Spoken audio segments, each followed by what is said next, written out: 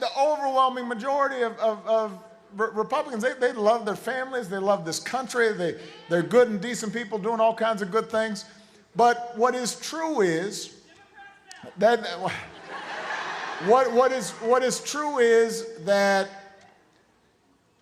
over the last 8, 10, depending on however long you want to say, if you've been only about obstruction, if in order to score political points, you tell your voter base crazy stuff, like, I wasn't born here, or that, I'm a Muslim, or that, well, it's just a long list.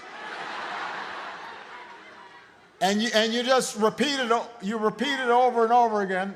All right, and so that your only agenda is negative. And you just make up facts. So if 99% of scientists say, the planet's getting warmer and this is something you should worry about, and then you bring a snowball into the Senate chambers and say, it was snowing outside, so you must be wrong,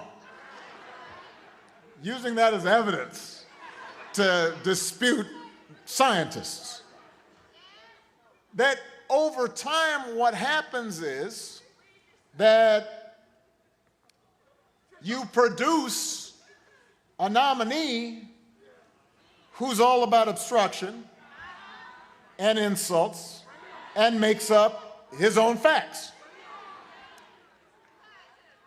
Now, I don't think that's how the majority of Republicans think, but this is the habits that you get into that create this kind of nominee.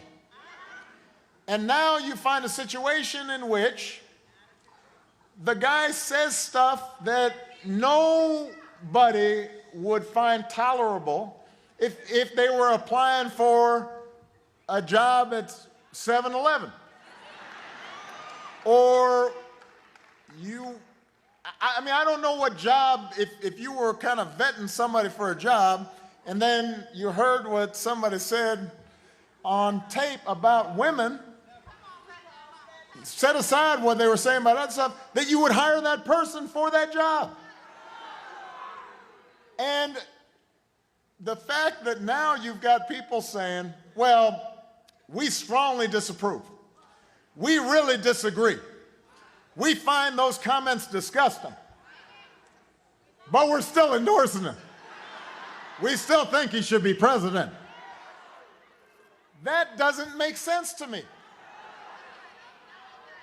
Now, I hear then some people saying, well, I'm a Christian and so I'm all about forgiveness because nobody's perfect. Well, that is true. I'm certainly not perfect. Nobody's perfect. And I too believe in forgiveness and redemption, but that doesn't mean I'm going to elect the person president.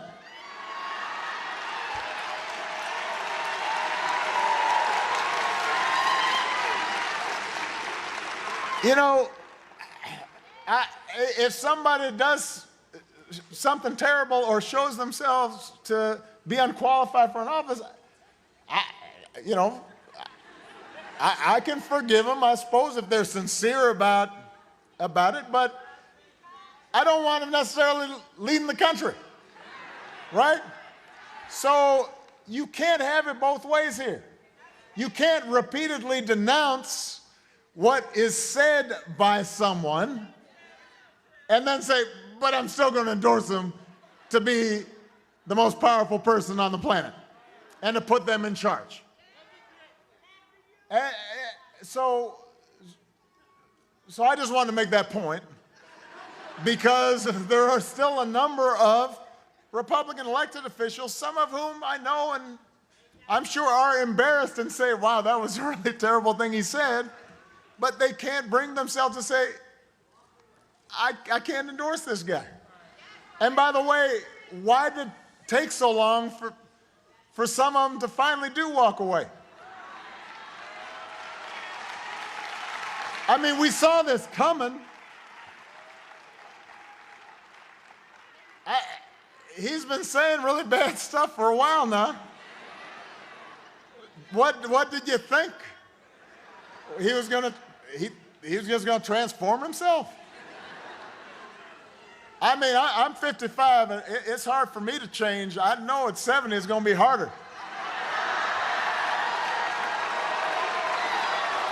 Anyway, I wanted to make that point.